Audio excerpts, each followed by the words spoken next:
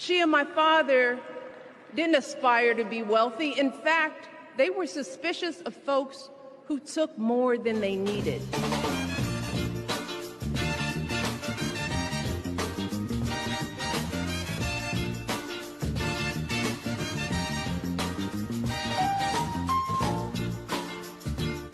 Alrighty, guys, welcome back to Conservative Confucius here, back at it.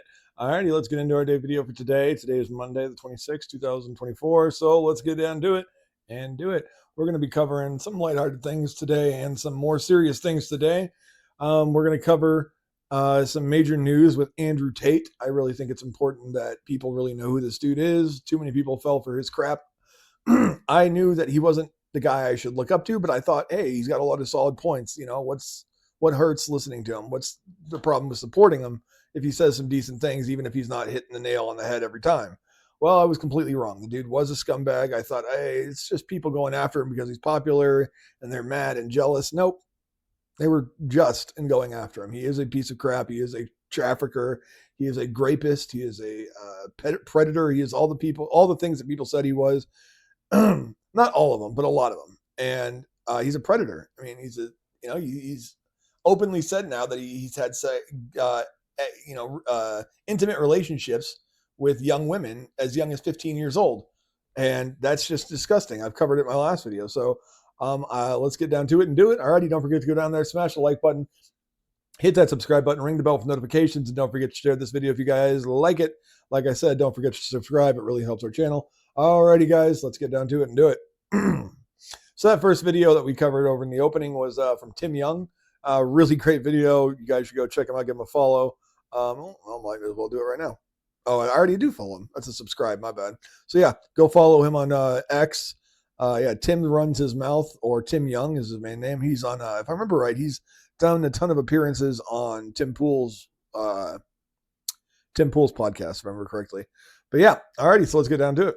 Next one. This one was shocking. I was kind of surprised that you saw this from, Jon Stewart. He has his occasional moments, but most of the time he's just a raging lunatic leftist who says the most stupid things possible. But, he occasionally says something that's worthwhile, like when it was coming to the vaccines and this. Screw the billionaires, followed immediately by a very happy billionaire. It's all okay if it's our billionaire.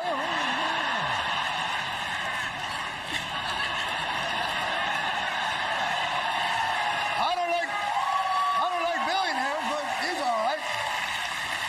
They had guys making fun of people for going to Yale, and a bunch of people who went to Yale. The Democrats had people who prosecuted sexual predators and...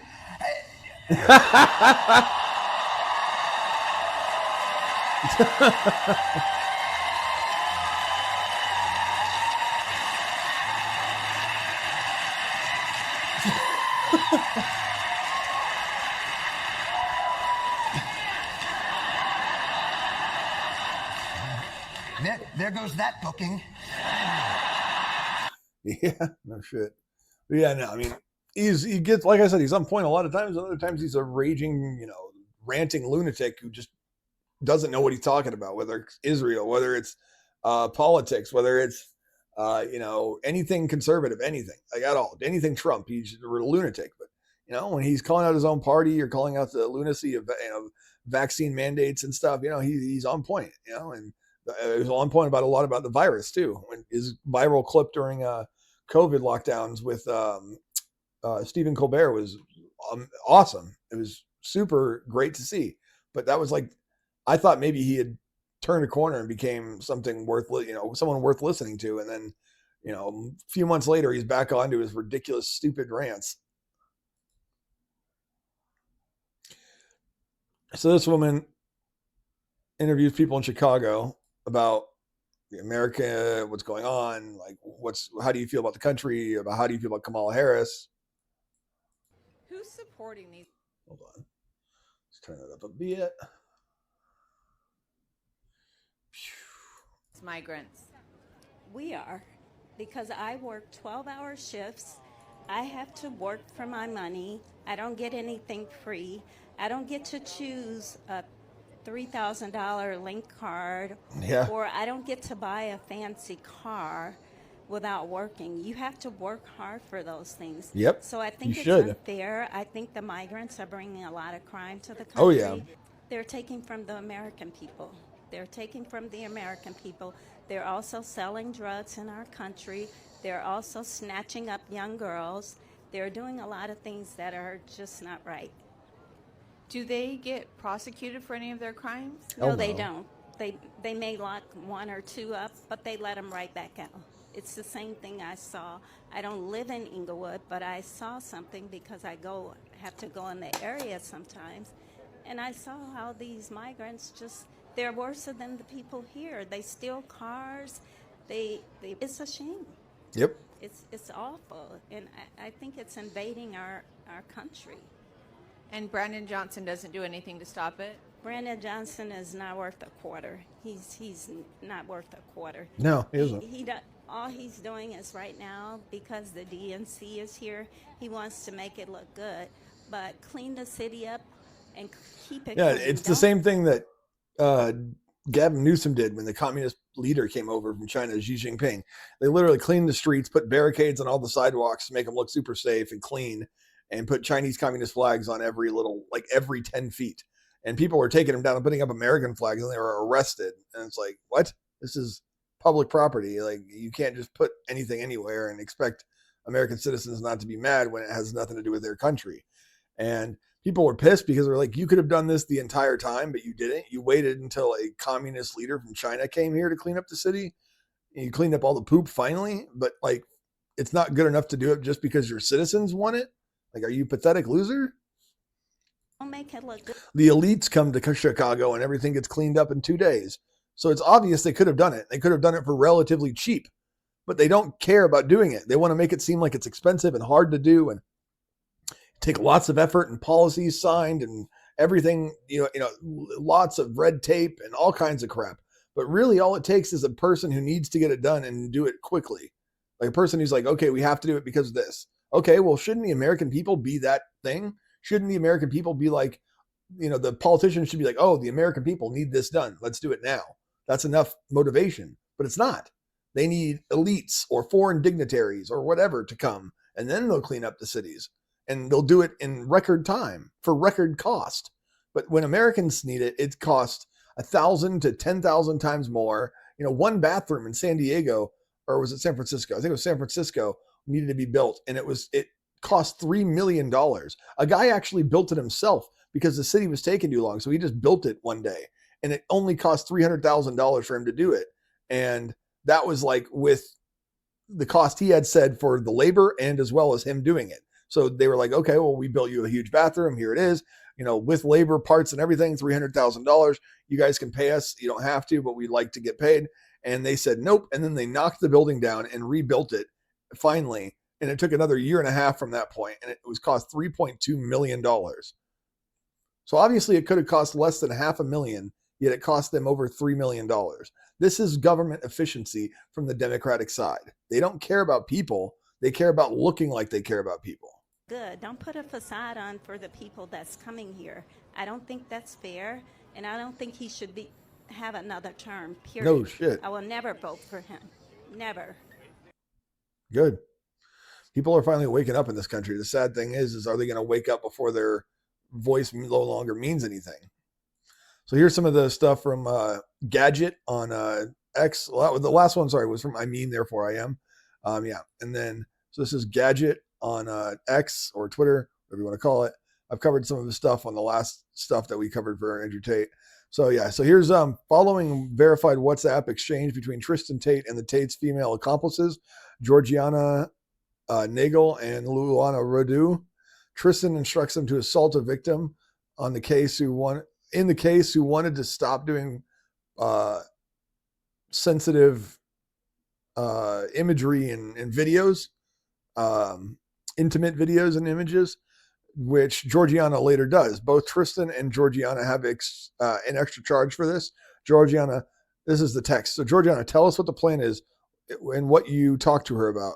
You just need Tristan. You just need to follow my instructions. Luana, XXX just messaged. That's the girl's name. I'm assuming they kept it out of the public documents for safety for her. Blank just messaged me and she won't work for us just now. Georgiana, what? Question mark. Tristan, yeah, I'll kick her out. There's no rational solution with these whores. Kick them out harshly, and if they come back, they come back. Georgiana, I want the money back, or I'll cut off her breasts. That's ridiculous. Tristan, kick her out, take her things, and bring them to your place. Luana, I don't want her to leave. Tristan, for now, keep all her things. Her boobs cost me 1,500 euros. Blank did them for cheap for me. This was a doctor's name, I'm assuming there. A doctor did them for cheap for me. Luana, without talking to her, Tristan, we can do this with her account. Luana, she owes us 4,000 euros. Tristan, be careful. I know how to handle this at least. Tristan, nothing you're saying will help. Tristan, the move now is the following. Georgiana, okay. Tristan, both of you kick her out of the house. Hit her if necessary. I don't care. Do not let her take her things. Luana, okay. Luana, oh, thank you. Okay. Tristan, when you kick her out, keep her things in Georgiana's car so Blank can't give them to her if she comes back later. Kick her out with nothing. Georgiana, you've seen me do this 10 times before. Go do it now, both of you. Georgiana will take care of it. Tristan, are you on your way? Luana, I'm getting ready now. Georgiana, yep. Tristan, good. Wait, maybe kicking her out worked. Don't hit her yet. Wait in the car. Here's more of the texts and stuff from the court documents. So yeah, as you can tell, they're massive pieces of crap, dude. And this has all been confirmed by the Tate lawyers. This is from Milk Bar TV. Andrew Tate shared this old Facebook post from his father earlier this year where he insults the victims of Bill Cosby as young drug-using cunt sluts who were asking for it. I just figured out, this is from Emery Tate.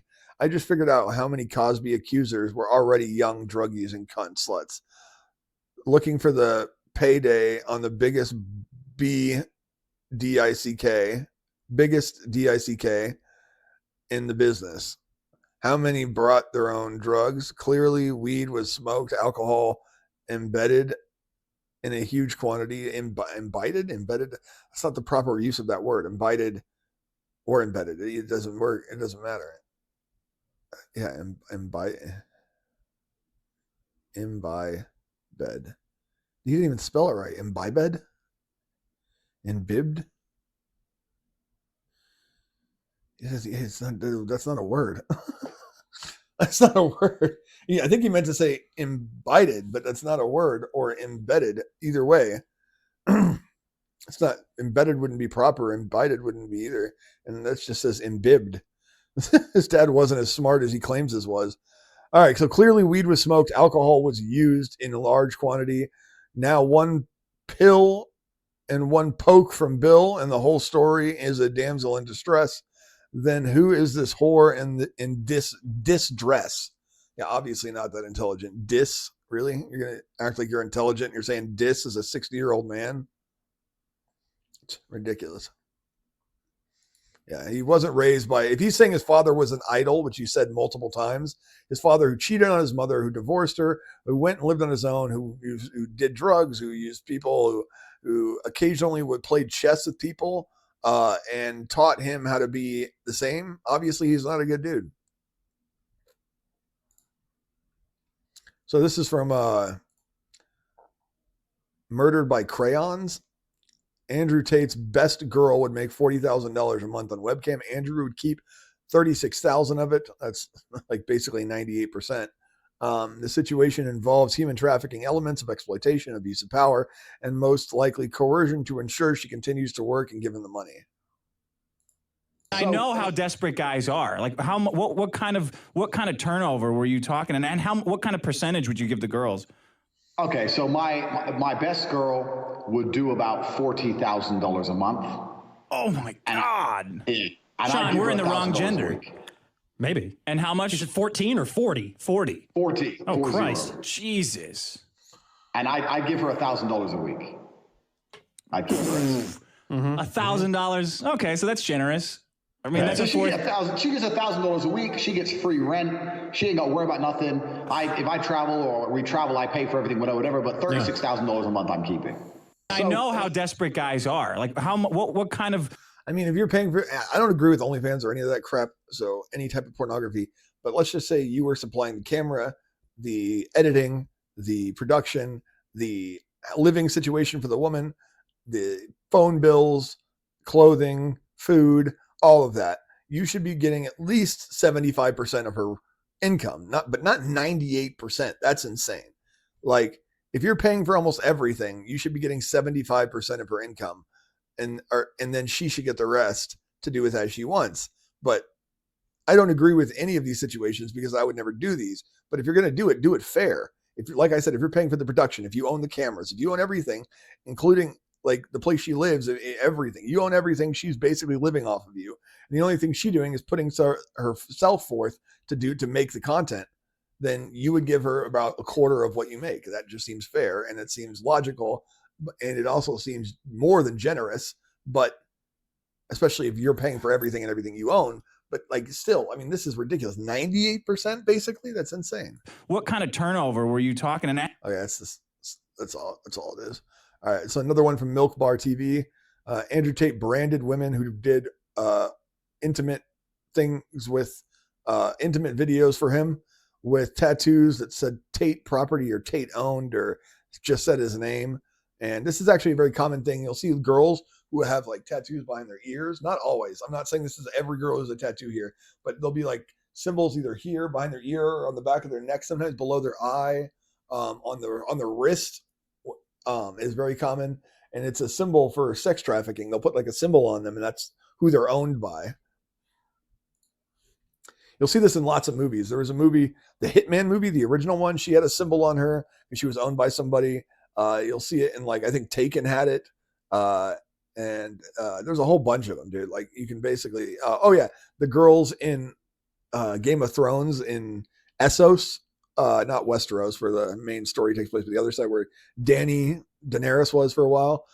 They had like those symbols, the tiers of Lys is what they were called, the little triangles, and that's because it's the symbol of a prostitute. Or the slaves had symbols too, other slaves. But so yeah, that's basically what it is. It's a symbol of like being owned by someone. Don't your girls have your name tattooed on them? 20 girls have my name tattooed on them. And how many girls have your name on them now?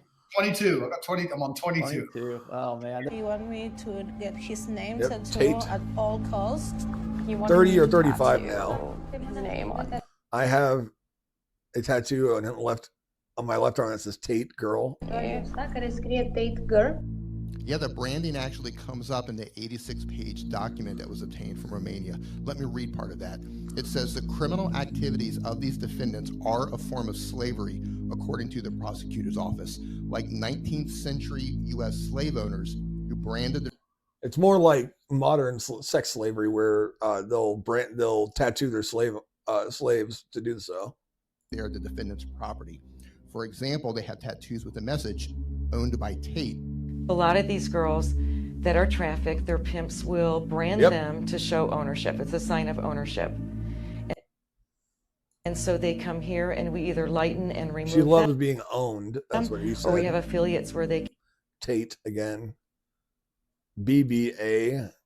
BBUK. Andrew. I love when Andrew spanks me. I assume it says. Can go to get them covered with something beautiful.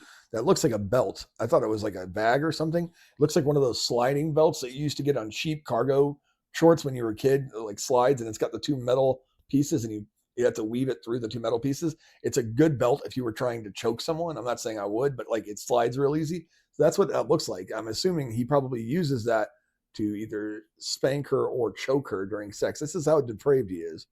Beautiful. The tattoos can come in a form of a name, oh, geez. A symbol, holy crap, numbers, dates, crowns. It all signifies the ownership of the pimp. And that's why I teach in my course as well. Like, yeah, getting the girl, fucking the girl is the first 10% of the game.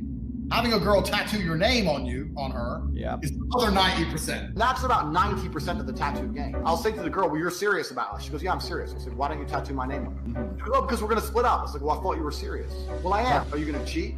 No, I'm not going to cheat, but you might cheat. So what? So if I talk to a girl, you're going to leave me? That's not. I thought you were loyal. Well, I am loyal. So then if you're loyal to me and you're a good girl, you do as I say, why are we going to split up? Well, we're not. Then what's the problem with the tattoo? I just say to the girl, like, are we going to be together forever? She goes, well, I hope so. I said, well, I don't believe in hopes. It's yes or no. My girl refuses to get a tattoo. I'm like, well, why? Why wouldn't? I thought you were serious. Like, all the blame's on her. Take over everything. No one's driving my cars but me. It's like my women. Put my name on them. For life. Boom. Done. What a scumbag piece of shit.